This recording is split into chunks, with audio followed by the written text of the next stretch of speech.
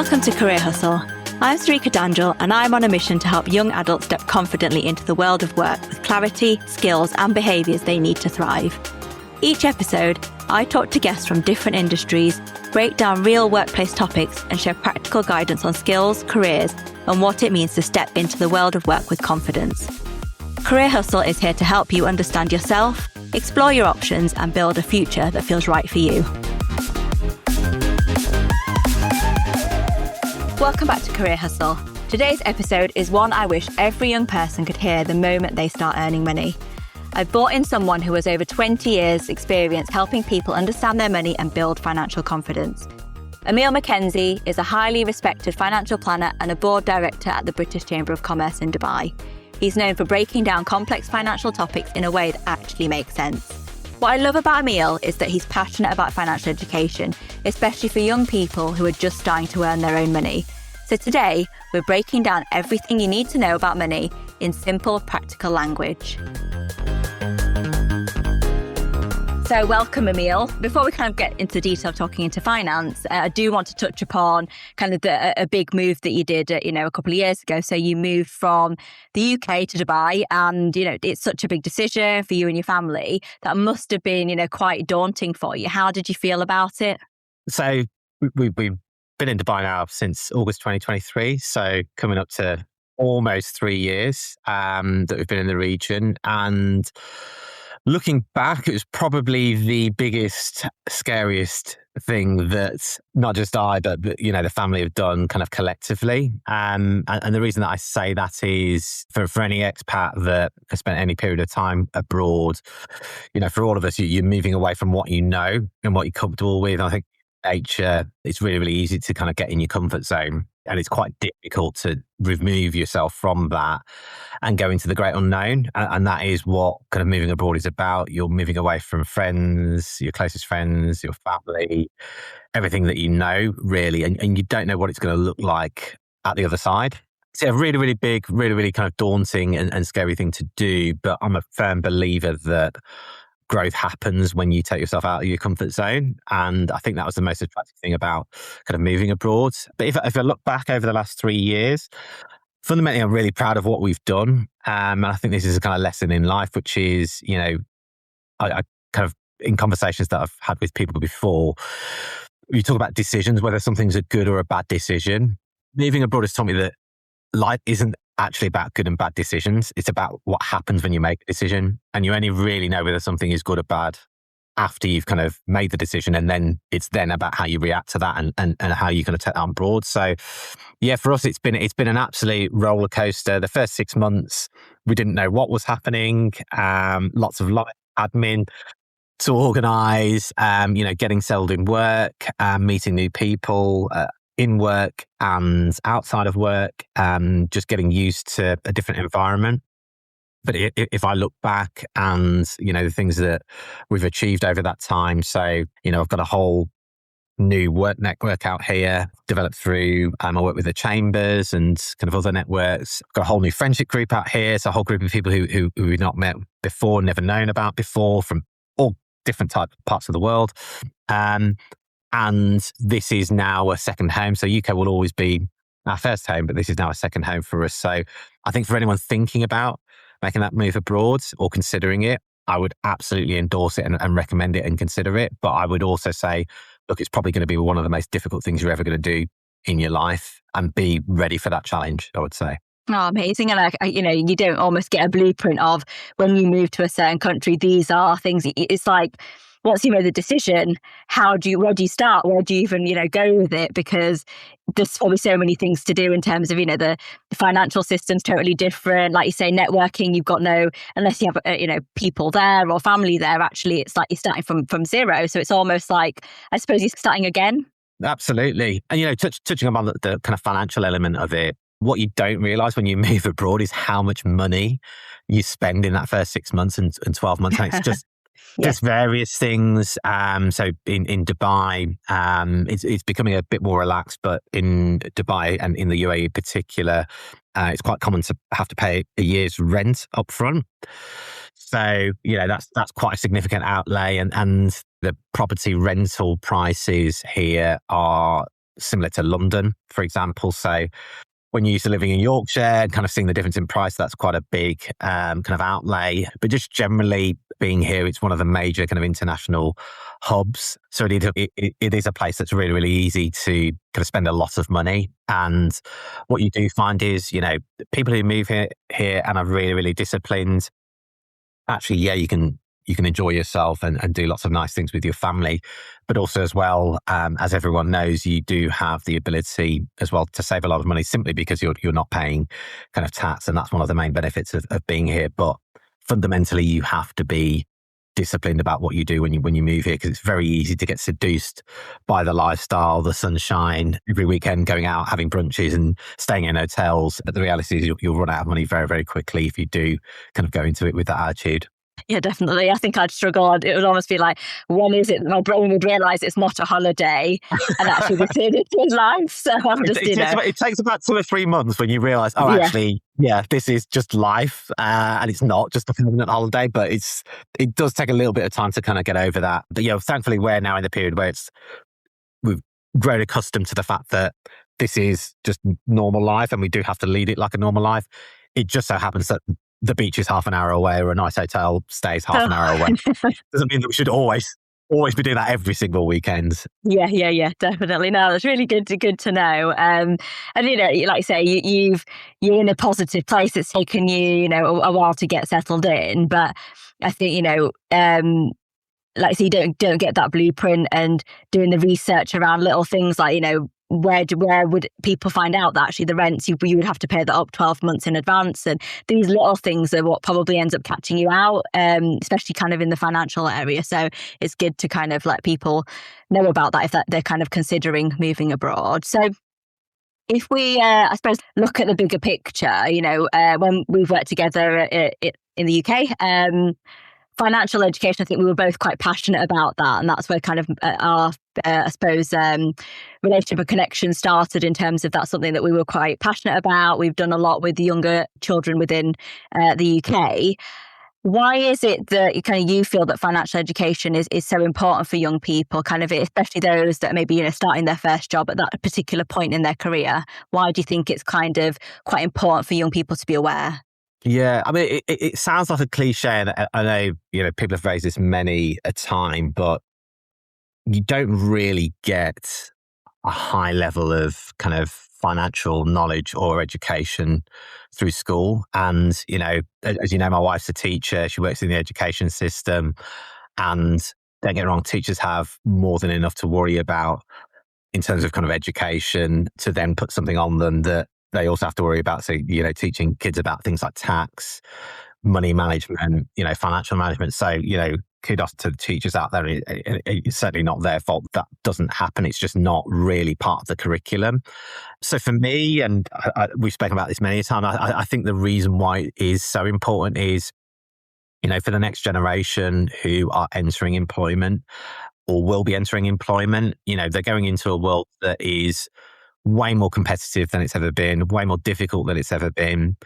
They've already got enough to worry about. And then on top of that, we're going into an environment where inflation's as high as it's been for a number of years. The cost of living has risen significantly, particularly post-COVID. You look at things like rent and trying to buy a property. In my opinion, it's much more difficult than it's been for a couple of generations, because, rising wages haven't kept up with inflation. That's a simple cost of the matter. Certainly house price inflation. So you've got all of those kind of downward pressures, which are really difficult for young people to kind of manage. And I think for most young people, they don't have somewhere to turn to kind of gain that advice when they're just entering the workforce, or when they're really young. I look at my nieces, for example, and you worked with one of my nieces, Maisie, at me. We've spoken great length about kind of what to do with money, being disciplined over money, start to invest from an early age. So she, in a way, was fortunate that she had someone who worked in the industry who could turn to. Same with my other niece who works in hospitality. We had many conversations around money, investing, what she should be doing with the money, and being disciplined. But, if you don't have someone who works in the industry, where do you turn? Who do you go to? Because receiving financial advice, it's probably going to be too expensive for you. Probably haven't got access to that. You've got things like robo advice. and you've got the internet, which has, is a complete wealth and source of information. But the problem that you've got is there's almost too much information there. So trying to work out what's good information, what's bad information is almost impossible. So I'm really passionate about it because I think young people need that help to understand kind of what's going on, and even some of the basics of what to do with money and how to manage their finances. So that's a big kind of point for me.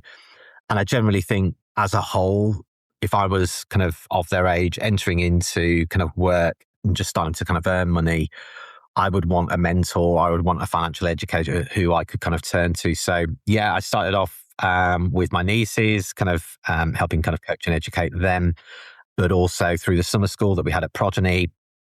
I've participated in that. And then also I've gone into schools and given speeches and talks to the children about kind of what my careers look like and how that's been beneficial, but also just generally some tips on how to kind of manage their money and finances better. Because I think if someone can tell you that from a really, really early age, hopefully that will stick with you as you get older and as you start to make more money. It becomes a little bit easier to manage your own money and finances.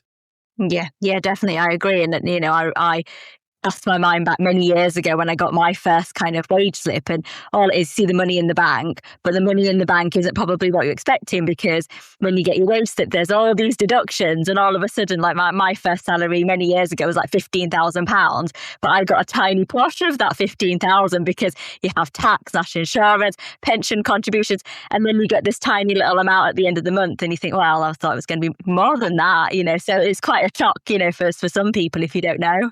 It completely is. And I think even something as simple as that, and you take that for granted, that, everyone knows about tax and national insurance and all those types of things. But again, there's your average GCSE sixth former. They're probably aware of tax, but they don't know what impact it has on the salary that they get. And also as well, the other thing that comes up quite regularly, and this has come up a couple of times at schools that I've been to in Dubai, where we've been part of a panel or giving talks, is there isn't necessarily awareness of how much money you will earn once you actually enter into work.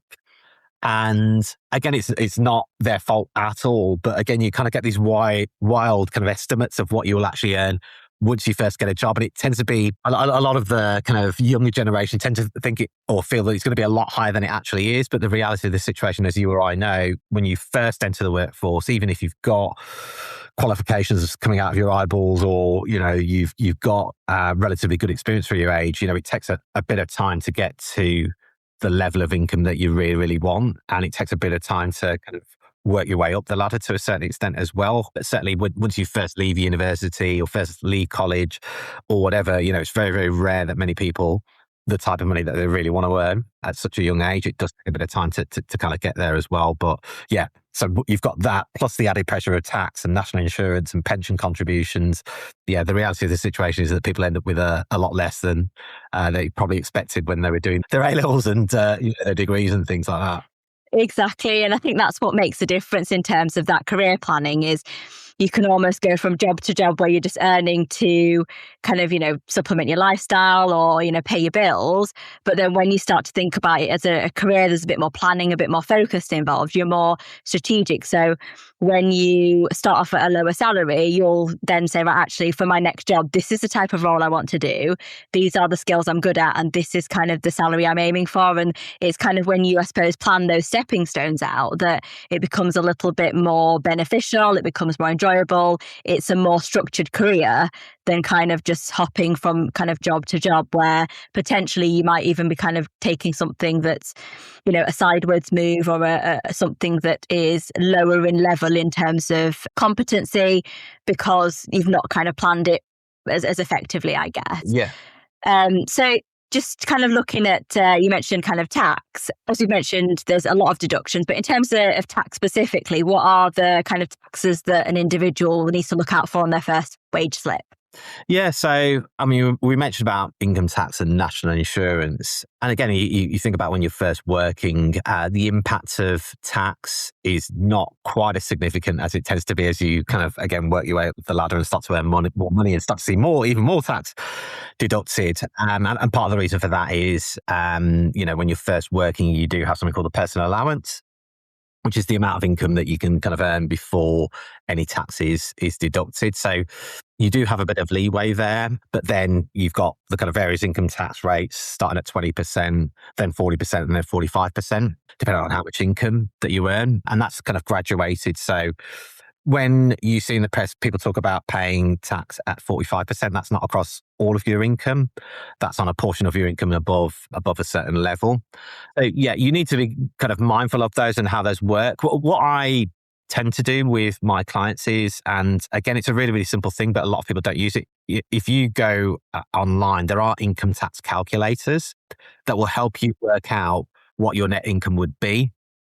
So even if you go online and some of the income tax calculators that you've got, you can put in what your gross salary is. It will tell you how much your personal allowance is, what income tax deductions are, and it will give you your net value after all the tax has been deducted.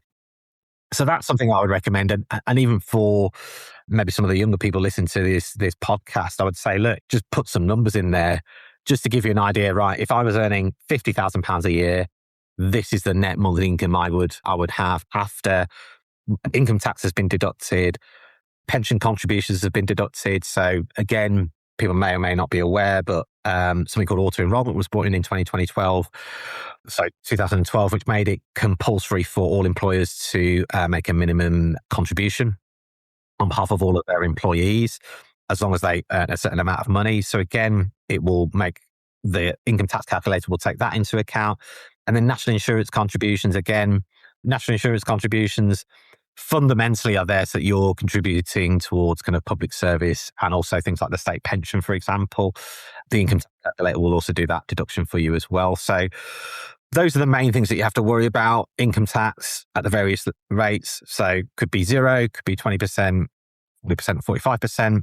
National insurance contributions, which again vary depending on how much you income, and that's paid on a portion of your salary, and then pension contributions as well. And those are the three main deductions that would apply to any income that you're receiving, and that will then result in the net amount that you'll get each month, which for most people, surprisingly, is a lot less than they think it might actually be once tax is taken into account and all the other different factors are as well. Yeah, no, that's really good to consider. And you mentioned pensions there. So, a lot of younger people perhaps think pensions are for old people. What kind of hints and tips could you give around, starting a pension early? Yeah, so, I mean, one of the things that we talk about quite commonly as financial planners is the power of compounding. And compounding is all about time. So this is all we're talking about here is growth on growth. So a couple of things I would say about pension contributions, which may or may not be well known. You can actually contribute or have someone contribute into a pension from the day that you're born. Now, obviously, the day that you're born, unless you're an influencer at a very, very, very young age, you're unlikely to have any income. But parents and grandparents can actually contribute into a pension on your behalf from day one. Now, there is a limit on how much you can put into a pension, and that amount is £2,880 net per year. But what happens is that's grossed up automatically to £3,600 a year. So again, if you think about that scenario, what we're essentially saying there is even when you're 6 months old, someone can put some money into a pension for you, admittedly a modest amount, but that amount will have some tax relief added to it, which is great. So immediately get a return there. And then that money can be invested in funds on your behalf, for example, in mutual funds, which will then give you growth hopefully above the rate of cash, but certainly above the rate of inflation. So if you think about that, money's put in from your first birthday, for example, that pension then has potentially 50 plus years to grow because in the UK, you won't be able to access your pension. At the moment, 57, that'll probably rise in time, but you've got over 50 years worth of growth. So even if you're getting a modest level of growth from that pension, it's cautiously invested, you're getting 4 or 5% net per year. That 4 5% net over a 50-year period, when you kind of look at how much growth you would get, even from just a single contribution of £2,880, it blows people's minds. So the first thing I would say is you can contribute as early as possible to benefit from compounding over that period of time. The second thing I would say about pensions is, when you're of working age, again, one of the things with the UK is it's one of the most complex, tax regimes of any country.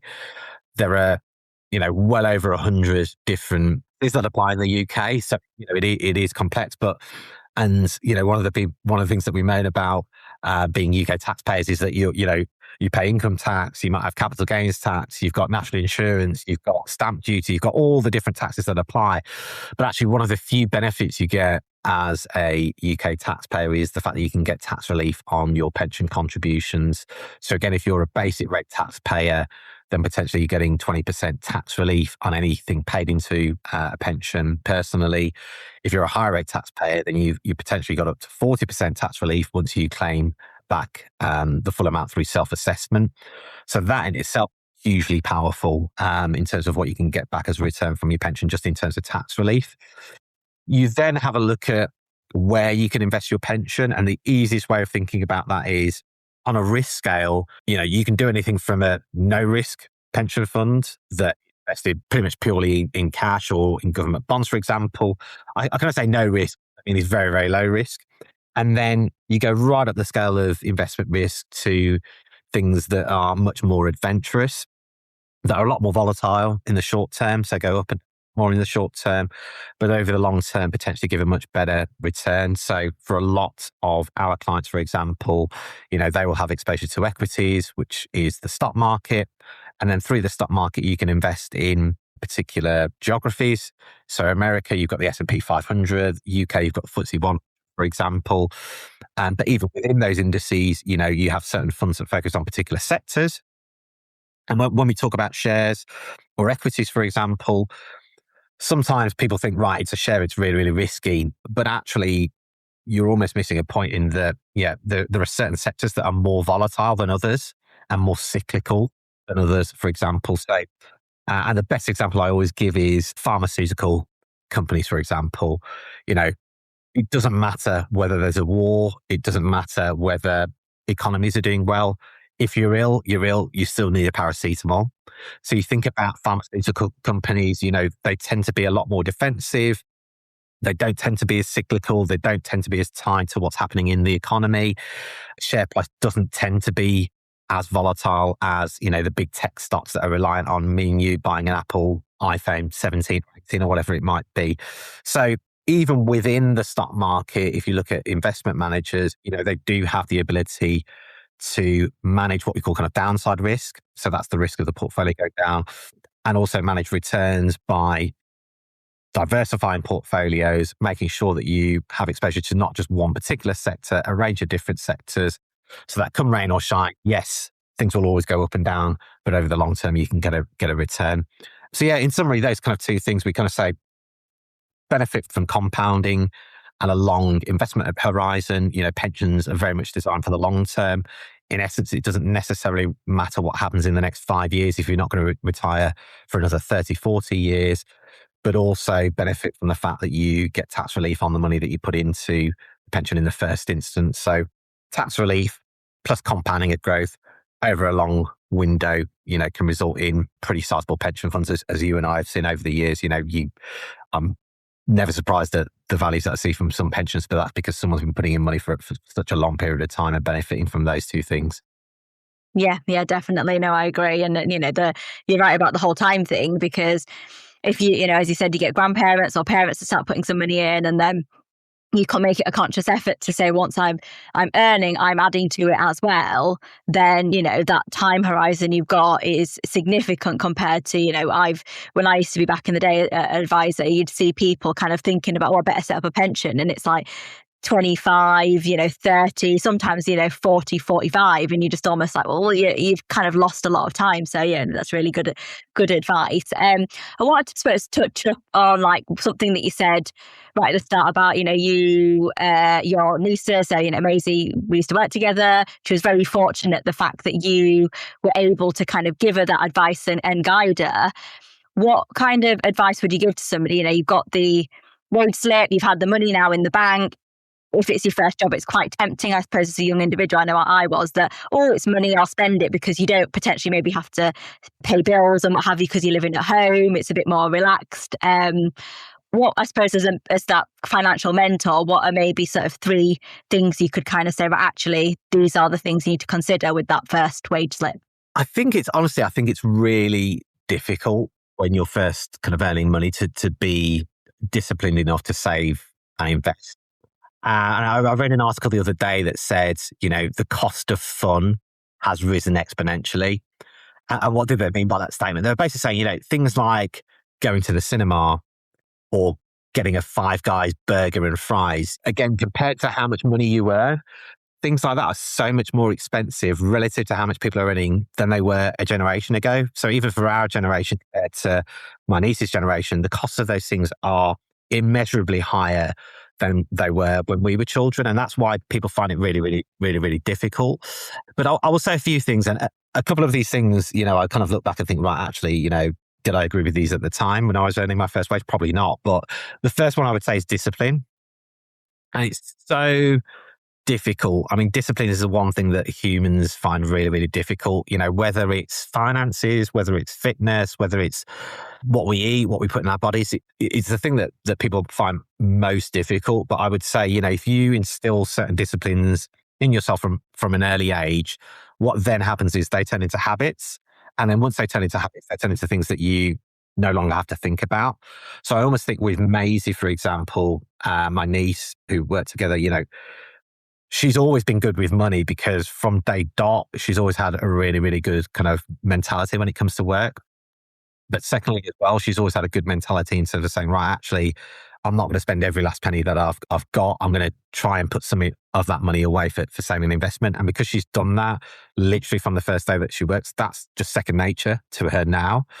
So that's the first thing I'd say is kind of discipline. And the second thing I'd say, which is not even necessarily a behavior, but I would say now, when I was younger, I wanted to move out of my parents' home as soon as possible because I saw that as having independence and to do the things that I want to do. If I was, again, kind of going through further education or going to my first job now, I would be delaying that decision for as long as possible for the simple reason that, as we said before, property, whether you're renting, whether you're looking to buy a property, it's just so unbelievably expensive relative to how much people are earning now. So I would almost say, if you have the opportunity to stay with parents or grandparents for as long as possible, then do that. Don't be as quick to move out of home unless you've got really, really, really good reason to. And I think in the UK and particularly, I think there's this kind of mentality, right, actually, I want to move out of home and I want to get out of home as soon as possible. But actually, if I look at other cultures, that isn't necessarily the case. So in a lot of Europe, that isn't the case. If you go to Asia, that isn't necessarily the case. People move out when they're ready to move out or if they want to. And actually, for a lot of cultures as well, that doesn't ever happen because, people are kind of comfortable living together. And the other thing I'd say is as well, what's quite sad actually is, I kind of experienced this myself, we're thousands of miles away from a lot of our family. And sometimes actually, it'd be nice to just not just pick up the phone, but actually see your family or spend time with your family. And once your parents get older, be around them. There's actually other benefits and studies that have been done that show that actually it's hugely beneficial if you can spend more time together as a family. So that's my second kind of point is try and delay that decision as long as possible. And I get it isn't easy for some people, whether parents have got the space to have you and all those kind of things. I get all of that. But I think sometimes that's driven more by the younger generation. Right, actually, I want to get out of home as soon as possible. I want to live with my mates and stuff like that. Actually, if you can stay at home, save money, be disciplined, learn all of those things, and then move into a home, then that is, that is hugely powerful and that will help you, I suppose, later in life. The third thing I would say is, and we're on your podcast today, Sarika, but the one benefit that generations have now compared to even our generation and certainly the generation before, so, my parents, is you've got access to way more information than you've ever had at any point in your life. There are some amazing podcasts out there. There are some amazing financial podcasts out there. Hopefully this grows to be an even bigger and better podcast over the years that more and more people kind of listen to because it's a really important message. But, there's some fantastic financial podcasts out there. There's some great websites out there that can give you some really, really good information and really, really good tools to help you invest, save, and do the right things. And as I mentioned before, it's really, really difficult to not be flooded by the wealth of information that is kind of out there. But one thing that you do have now is, AI, we talk about AI a lot and what AI is useful for. I wouldn't necessarily use AI as a kind of tool to give me all of the answers. But even if you think about AI, for example, if you go into AI, you go into Claude, ChatGPT, and just give it context. So say, right, I am a 21, 22-year-old who's just entered the workforce. I'm getting my first wage. I'm living at home at the moment. I want to save X amount per month so that I can eventually buy a property in 5 to 10 years' time. Give me some ideas as to websites I should go to, tools I should use, podcasts that I should listen to that will give me the best opportunity to do that. Claude and ChatGPT will give you a great response to something like that. And I always say, kind of, when you use AI, it's fundamentally based on how good a question you ask it. If you ask it a really detailed question like that, give it lots of context, actually the output you'll get from that will be hugely, hugely powerful. So those are my three things: disciplined, being as disciplined as possible, staying at home as long as you possibly can, and using the kind of really high quality wealth of information that you can get out there, and probably using AI to help you find the areas to go out and search that information. Yeah, definitely. I love that AI tip, because I think that's the challenge. There's so much available that you don't know what's right, what's wrong. And if you're not kind of got a background to the industry, you could quite easily go down that wrong path. So I think having that AI as giving it enough information, giving it enough context so that it can then kind of point you in the right direction to, credible podcasts to listen to, or, based on backgrounds of people, that person is qualified to give you that advice. So definitely, Exactly. that's a really good idea. So looking, I suppose you've got your money, you've got your, first wage, you're looking about, putting it into a bit of savings, but investing, spending some, and having a little bit of fun, because we're not all, we're not all boring. We're not saying save it all. You can spend a little bit. But then that opens up a whole new world, because I remember, when I first got my wage, all of a sudden it was like, oh, you could get a credit card, you could get a loan, you could get all of these things. And sometimes the industry, I think, does prey on that kind of not that mature thinking in terms of finances for the younger generation. They've got their money, and then, they easily get a credit card, or easily things like their overdraft will be increased. How could a young individual kind of realize that's, that could be a bit of a trap, really, and stay away from that, or use it wisely? Yeah, credit cards in particular are a really dangerous kind of avenue to kind of pursue. And again, they have their benefits in some ways, and used in the right way, actually, they are a really useful kind of financial tool to have at your fingertips. So, a lot of credit cards, you can get loyalty points, you can get certain things back. So, great example here, for example, a lot of people have an Emirates credit card. So every time you spend money, you get points, loyalty points that you can use towards your flights. And obviously, being an expat, that's hugely beneficial. So there's things like that where, if you can use the credit card, pay it off immediately, and get the points, actually you can use it to work in your favor. But the reality, as we know, for most people who use credit cards is, the APRs are fantastically high in many circumstances, 20%, 30%, sometimes a lot higher than that, depending on what your credit rating kind of looks like, which is a huge amount of interest. So, if we're saying an APR is 30%, for example, if you've got £1,000 on your credit card, what are we saying there? We're saying over the course of a year, you would pay £300 in interest if you held that credit card. That's a lot of money. So, used in the wrong way, actually, you can end up paying hundreds, and in many cases, thousands of pounds in interest if you don't repay that credit card quickly. And I think a lot of people fall into that trap. And the scary thing is, I think a lot of people, if they looked back at how much interest they've actually paid over the term of the credit card that they've held, if you showed them that right at the start, they probably wouldn't have taken the credit card out in the first place. So again, what I would say is, most sensible thing to do if you're taking out a credit card, and again, some of the credit card providers have this, but not all. But again, there are tools on the internet that show you this. They will basically show you, if you have a certain amount of debt on a credit card, so you can put in the amount of credit card debt that you have, you can put in the amount of interest that you're paying on that, and then you can put in there how many years you plan to repay that over. It will show you the monthly amount that you need to repay, the amount of interest that you pay, and the total interest payable over that period of time. I think if you see that in bright lights and you did that from the start, so before you've even taken out a credit card, just put some of those numbers in. I think that would put a lot of people off.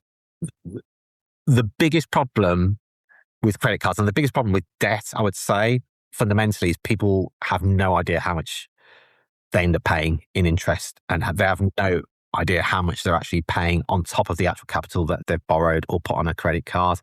And I think as an industry, we need to do a much, much better job of informing people of how much they're going to pay in interest on their loan repayments, on their credit card repayments. And I find it really, really interesting that as an industry, we're so focused on, well, I'll give a good example. So, there's a lot of focus on the value that financial advisors add to clients, and the fees that clients pay to financial advisors. And as you know, the industry standard at the moment is probably somewhere between 0.7 to 1% per annum that clients pay their financial advisors. And, sometimes there's questions put on, okay, am I getting good value for that?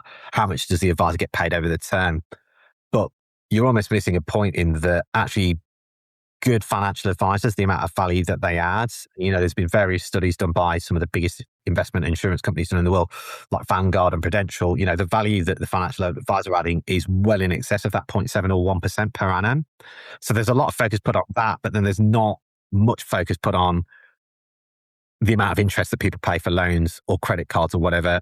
Saying that, one of the biggest things at the moment, which is in the news, is talking about finance and cars, PCP deals and stuff like that.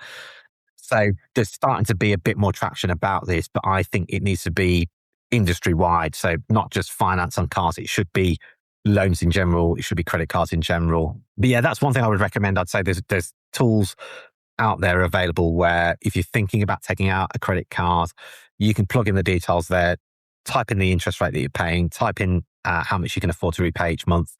It'll give you the pounds and pence in terms of how much you would end up paying in interest and how much you would pay in capital, and also how long it would take you to repay that credit card. And again, if you don't know what those tools are, I don't want to promote or advertise any in particular, but again, go to AI, go to a Claude or ChatGPT, and then just ask it to point you in the direction of a reputable tool, well known, to point you in the right direction. Yeah, it's really good advice. And I suppose as well, it's really important to speak to other people around you, any kind of, older people that you may know, because then they can give you advice around actually that would be a better way of, because again, under suppose that lending umbrella, like you say, you've got your, PCP, you've got your credit cards, you've got your personal loans, then there's mortgages specifically for property. And it's then almost getting, I suppose, the right type of lending for what you need. And only if it's, I suppose, suitable, because if you've kind of done what we said at the start in terms of saving some of your money, potentially some of that savings could be for buying your first car rather than having to go and get it through a loan or what have you as well. So that's really good. There's another, not to talk about calculators too much, but there's another good calculator, which I would say 99% of people have never come across. But when you are buying your first property, what's really, really difficult is to work out how much equity you're building in your property. So when you first take out a mortgage, you'll have your deposit, you'll then have your mortgage to cover the remaining value of the property that you need. But what's really, really difficult is for people to work out, right, actually, if I buy this property today, in 5 years' time, if the value went up by 20%, how much equity would I have in my property? So a really, really good tool, a really, really interesting tool for people to use. There's something called a mortgage amortization calculator. And again, there's many of these on file, but you can put in there the amount that you've borrowed, the interest rate, the term, and what the mortgage amortization calculator will do is it will work out how much equity you are building in that asset, and it will give you a month by month breakdown, a year by year breakdown. But again, it just gives you some semblance of, right, actually, if I'm paying this amount based on this interest rate over this term for this property, how much equity am I building into a property? It's a really simple tool, but most people that I speak to have never come across that before. So you're kind of going blind. You're buying a property, you're hoping for the best. And look, we've been fortunate over, I'd say, certainly the last 20 years in the UK with what's happened with property prices. People haven't had to worry about that because interest rates up until a few years ago were really, really low and property prices were going up. But, undoubtedly we're entering a different period here where interest rates are higher. property prices aren't going up as much. And therefore, I'd say it's even more important for people to understand these numbers and these figures and get some idea as to, okay, if I'm going to take out a mortgage now on a property, how quickly am I going to build up equity in that particular property? Yeah, definitely. And seeing it in black and white almost helps you understand it a little bit more to say, well, actually, what does that actually mean? And what's that going to be the impact over, your longer term plans, I guess, and I suppose a lot of the financial planning work with your financial planning hat on now, I guess, if someone was to kind of come to you as a young individual coming to you saying, I want financial planning advice, what are the key things would that financial planning journey look like? What are the kind of key things that you would ask them to focus on if they had the money to do so? Yeah. So with a lot of our clients, what's central to the kind of financial planning that we do is cash flow modeling, cash flow analysis. And again, it doesn't really matter what age you are at. You can use cash flow modeling to work out various things. We use it with a lot of our clients who obviously are older or maybe closer to retirement to work out when they can kind of reach financial freedom. So when they can reach a point where they don't have to work if they don't want to, and they've got enough income and capital to do that. But I'd probably say even at the reverse end of that kind of journey, at the beginning of that journey, for example, when you're younger and when you're first entering work, I think using cash flow modeling in itself is a good starting point. And again, I get it. If you're a young person, you might not necessarily have the funds to kind of speak with a financial advisor. You might not want to pay the fees for a financial advisor. But using a cash flow modeling tool of some description to at least say, right, actually, I'm starting work today. I want some idea as to what the impact of me starting to put money away and starting to invest at this age will be in 5, 10, 15, 20, 25 years' time. Well, for me anyway, it starts to get quite exciting when you know that, okay, even if I'm putting £50 a month away, in 10 years, it's going to be X £1,000. Or if I'm putting a few £100s a month away, that's going to be X amount in the future. And again, it's difficult to kind of look forward and say, right, well, actually 20 years seems like a long, long way away. But we talked about this kind of early in the discussion about the power of compounding, about starting early, about having time on your side. When you can see the reality of what the impacts of those things are further down the line, it encourages you and makes you more kind of willing and more interested in investing. When you don't know what the impact of that is, and you're kind of stabbing around in the dark and you're going in blind, it's a lot more difficult to say, right, actually, I'm going to be disciplined. I'm going to start putting money away. I'm going to start putting money into my pension or my investment. There's got to be an end goal there. There's got to be, right, this is what I'm trying to achieve. I think what is really, really difficult just in life generally is if you don't know what you're trying to achieve, then, how are you going to get there? You need, the first decision that you need to make is, right, actually, this is where I want to get to. And then work backwards from there. So I'd say for young people, from a financial point of view, work out what you're trying to achieve. It doesn't matter whether you want to be ultra ambitious to say, right, I want to be a multimillionaire by the time I'm 50. Okay, great. You need to know how you're going to get there. And that might be an eye-opening conversation, but at least, okay, now I'm in we all say to our clients, would you prefer to be in an informed position or in an uninformed position?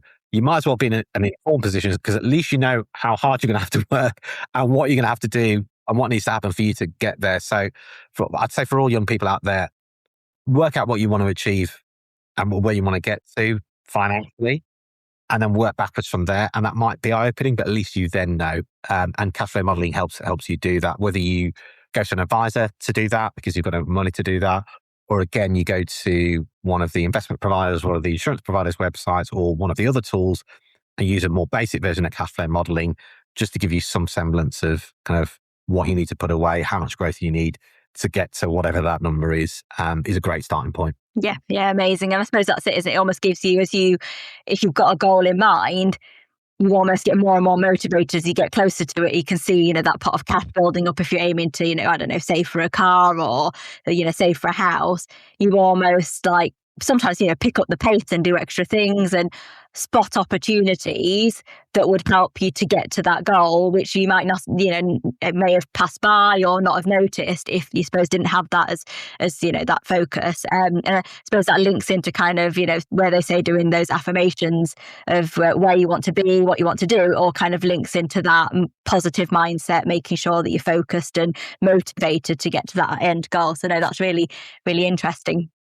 So thank you so much, Emil. This has been, incredibly valuable. Understanding money, as you mentioned, not something that is available in all schools. I know, we've both been into schools and had kind of impromptu little presentations that we've done, but it's such an important life skill that I think a lot of people, unfortunately, don't get the access to. And especially, things like Saturday jobs, the moment people start earning, actually your first real job after you leave, education, it's such an important kind of building block to be aware of. And, as we've said, the more you understand about it, the more control you have, the more discipline you can put in place. So yeah, definitely, this has been very insightful and very helpful with the hints and tips and kind of all the actionable points that you've given throughout this last kind of 40 odd minutes. So thank you so much. And yeah, if there's anything that any questions or anything that anybody has for Emil, then send them in and I'll be happy to kind of pass them on. But Emil, if people did want to kind of contact with you directly or have a look at the kind of work that you've done in the past, how can they do that? It's probably easiest method, social media. It's probably on LinkedIn. So yeah, feel free to connect with me on LinkedIn. So just type my name in, Emil McKenzie. You'll find me there. Send me a connection request. Send me a direct message. As Sarika says, I'm more than happy to kind of invest my time with people, speak with people, help people as much as possible, particularly the younger generation. So any way that I can help, more than willing and kind of interested in doing that. Sarika, thank you to you for inviting me on this as well and giving me exposure to some of the young people out there that are interested in this subject. So yeah, feel free to reach out to me on social media. And as I said, yeah, more than happy to kind of engage, have conversations and help as far as I can, really. Amazing. Thank you so much for joining us, Emil. So if you found this episode useful, please feel free to share it with friends who are also trying to figure out their future. And I'll see you on the next episode. Thank you very much. Thanks, Sarika.